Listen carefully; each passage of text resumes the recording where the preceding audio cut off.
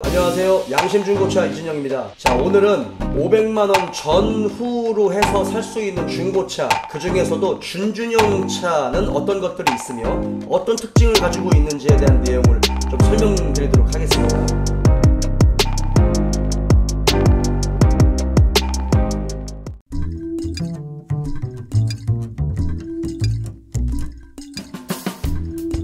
제가 중고차 장사를 시작한 지가 횟수로 12년이 됐어요. 네, 그 중에서 가장 상담할 때 많이 듣는 말 중에 하나가 5,600만원 선에서 살 수 있는 중고차는 무엇이 있을까요? 라는 이야기를 정말 많이 들었습니다. 그리고 그런 차를 또 많이 팔아봤고요. 우리가 500만원 전후로 해가지고 중고차를 사는 분들 같은 경우는 10년이 조금 넘은 차죠. 그러다 보니까 대부분 아실 겁니다. 성능과 디자인적인 요소보다는 가성비 있게 차를 살려고 하시는 분들, 그런 부분에서 살 수 있는 중고차 중에 하나가 바로 첫 번째는 아반떼 HD입니다. 아반떼 HD 1.6 VVT 엔진이 들어간, 이 감마 엔진이 들어간 이 아반떼죠. 아반떼는 제가 예전 영상에서도 여러분들께 몇 번 말씀드렸을 것 같은데, 아반떼 시리즈 중에 마감이 잘 되기 시작되는 그 시점에 나온 차가 바로 아반떼 HD였어요. 그러니까 그 이전에 있었던 아반떼 XD는 뭐 차도 괜찮긴 했지만 부식과 관련된 부분에서도 조금 불리했었고, 엔진룸을 이렇게 열어보면 커넥터라든지 차대가 철판과 철판을 이어붙이는 절곡하고 절삭이 되는 그 부분에서 날카로운 부분들이 사실은 그대로 있었거든요. 그런데 이 아반떼 HD로 왔을 때부터 그 부분에 대한 라운드 처리, 그리고 그 부분을 플라스틱으로 이렇게 마감을 해줬어요. 그래서 처음에 아반떼 HD가 나왔을 때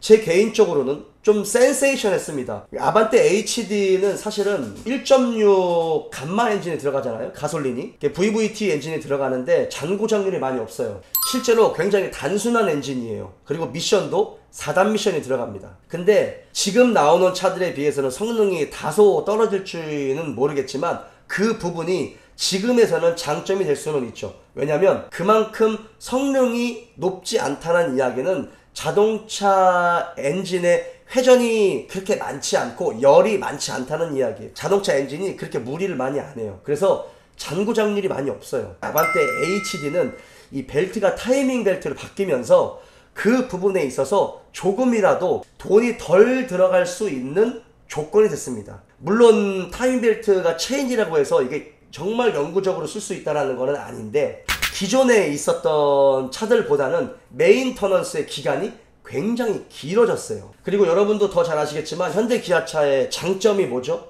무난하다는 거. 특징이 많이 없어요. 특징이 많이 없다라는 건 자동차의 성격도 그만큼 많이 없다란 이야기입니다. 부품 값도 싸고요. 부품 구하기도 쉽고 정비하기도 쉽고, 그리고 아반떼 시리즈는 굉장히 많이 팔렸잖아요. 그래서 자동차를 구하기도 쉽지만 순정 신품 부품이 없다 하더라도 중고 부품 구하기가 굉장히 쉽습니다. 그리고 재생 부품도 굉장히 많이 나와 있어요. 그래서 중고차를 사서 운용을 하는 데 있어서 이 메인터넌스에 대한 부분은 고장이 난다 하더라도 그렇게 큰 부담을 느끼지는 못하실 겁니다. 하지만 이제 아반떼 HD부터 전자식 핸들이 들어갔죠. 이 EPS 핸들, MDPS라고 부르기도 하고 EPS라고 부르기도 하는 그 모터가 파워 스티어링을 어시스트 해주는 그런 부분에서 사실은 결함이 있어요. 그런데 기본적으로 이 500만원 전후에서는 그 아반떼 HD 1.6 VVT 엔진이 들어간 가솔린 차량이 상당히 괜찮다라는 걸 좀 말씀드립니다.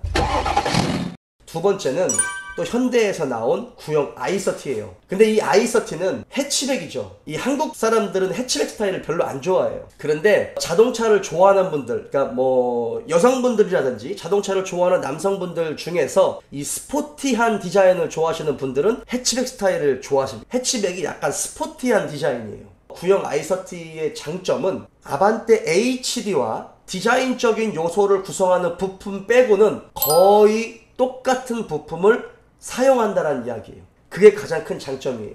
그러니까 아반떼 HD와 똑같은 1.6 VVT 감마 엔진이 들어가고 똑같은 4단 미션이 들어가고 똑같은 차대가 들어가고 레이아웃이 똑같기 때문에 디자인적인 요소 말고는 거의 부품들을 다 공유해요. 그래서 i30도 여러분 잔고장이 그렇게 많지가 않아요. 물론 중고차는 변수가 굉장히 많습니다. 그래서 전차주가 어떻게 운전을 했고 어떻게 관리를 했는지에 따라서 여러 대의 똑같은 연식의 똑같은 키로수의 차라고 할지라도 그 컨디션은 정말 하늘과 땅 차이만큼 차이가 많이 나요. 하지만 확률적으로 이 VVT 감마 엔진 같은 경우도 엔진 내구성이 굉장히 좋습니다. 공차 중량이 아반떼 HD보다는 조금 더 무겁습니다.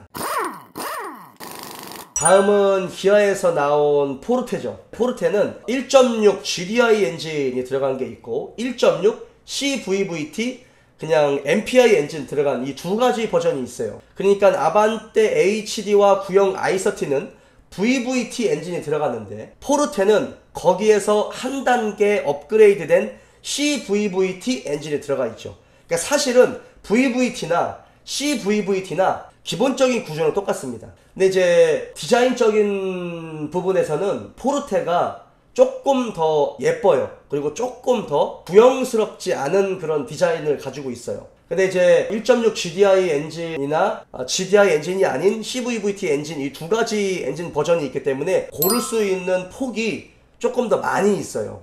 그리고 GDI 엔진은 초창기 GDI 엔진이다 보니까 아무래도 GDI 특유의 어떤 그런 단점들, 뭐 하본 찌꺼기가 조금 더 많이 낀다, 노킹 소리가 날 수 있다, 뭐 이런 부분에서는 단점이 될 수 있지만 출력이 높다라는 그런 부분에서 그 부분을 조금 좋게 생각하시는 분들은 범위가 넓죠. 하지만 이제 CVVT 같은 경우는 일반 MPI 엔진이잖아요. 똑같이 아반떼 HD와 구형 i30에 들어가는 1.6 감마 엔진이 들어갑니다. 그래서 내구성은 거의 똑같아요.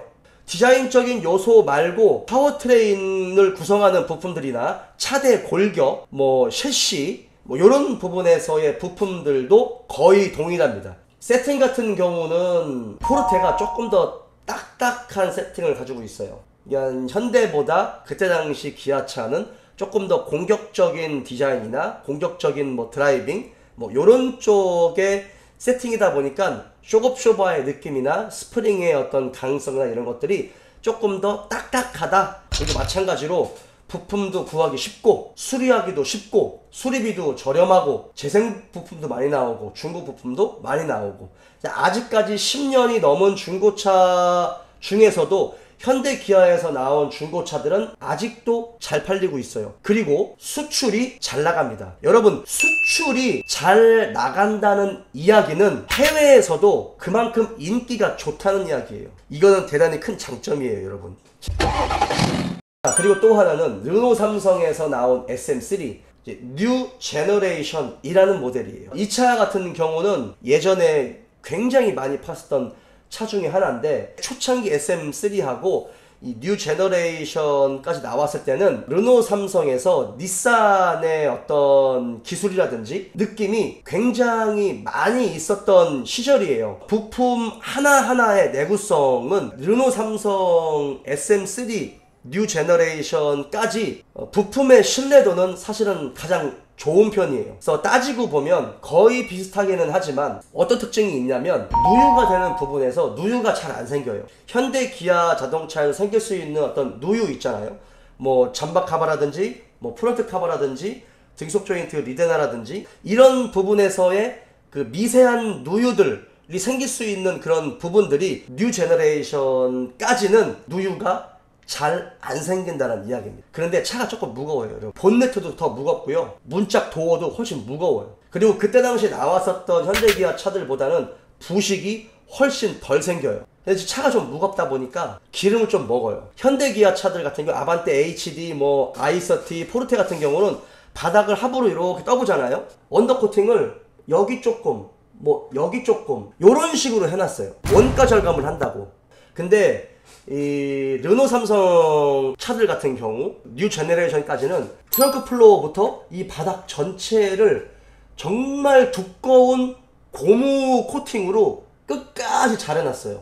이건 굉장히 마감을 잘 해놓은 거예요. 그리고 하나 더 단점이, 이거 제 개인적인 생각인데 못생겼어요. 차가 디자인이 너무 못생겼어요. 그래서 제가 이 차를 판매할 때 손님들한테 어떻게 소개를 시켜드리냐면, SM3 뉴 제너레이션은요, 사람으로 따지면 공부도 잘하고 밥도 잘 먹고 일도 잘하고 아프지도 않아요. 잔병치레도 잘 안 해요. 그런데 얼굴이 못생겼어요. 저는 약간 이렇게 표현을 하거든요. 그러면 많은 분들이 빨리 이해를 하세요. 네, 그런 장단점이 있습니다. 그리고 부품값이 조금 비싸죠. 일부 국산화가 됐다라고 해도 르노 삼성 부품값은 현대 기아의 1.5배나 뭐 한 2배 정도 되는 부분들도 있고, 차가 그렇게 많이 팔리지 않았기 때문에 뭐 재생이라든지 중고 부품도 구하기가 조금 어려울 수도 있고, 어쨌든 부품값이 조금 더 비싸다, 뭐 요런 부분에서 생각하실 수 있어요. 마지막으로 GM 대우 또는 쉐보레에서 나온 라세티 프리미어 또는 크루즈입니다. 사실은 르노 삼성이나 이 쉐보레에서 나온 차들은 현대 기아에서 나오는 차들보다 그때 당시 성격들이 있어요. 그러니까 현대 기아는 그냥 무난하게만 만들어 놨지만, 르노 삼성이나 쉐보레 같은 경우는 그 특유의 브랜드의 이런 성격들이 나오죠. 근데 그 중에서도 라세티 프리미어는 맨 처음 나왔을 때 굉장히 센세이션했어요. 그런데 라세티 프리미어로 넘어오면서부터는 굉장히 유럽형으로 많이 바뀌었어요.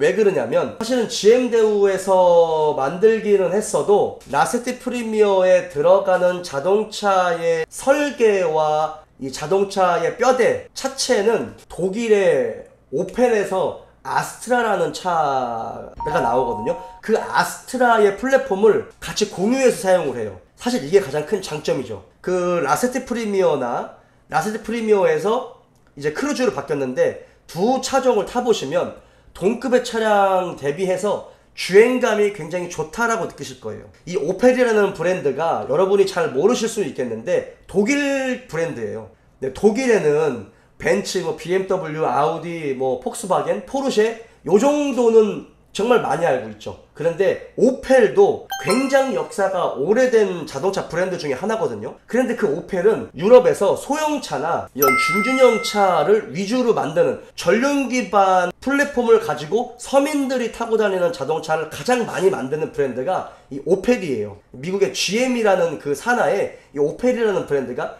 합병이 돼 있는 거예요. 그래서 그때 당시 라세티 프리미어를 타시면 기존에 있었던 현대, 뭐 기아, 르노 삼성과는 전혀 다른 굉장히 탄탄하고 짱짱한 그 주행감을 느끼실 거예요. 유럽의 감성을 느낄 수 있으셨을 겁니다. 원래는 라세티 프리미어 같은 경우는 차가 좀 커요. 무겁고. 그래서 원래 중준형으로 나오면 안 되는 차였습니다, 여러분. 원래는 중형차로 나왔어야 하는 크기예요. 그런데 이게 한국 실정에 맞추다 보니까 맨 처음에 1.6 엔진이 들어갔고, 나중에 1.8 가솔린 엔진이 들어갔고, 나중에 2.0 디젤 엔진이 들어갔죠. 근데 이게 차가 좀 무겁고 좀 크다 보니까 출력이 조금 떨어지는 부분도 있었고, 그리고 출력이 좀 떨어지다 보니까 미션에 좀 부하가 좀 많이 걸리고, 뭐 요런 부분들도 좀 있었어요. 그래서 차가 언덕을 잘 못 올라가는 경우들도 있었고, 초창기에는.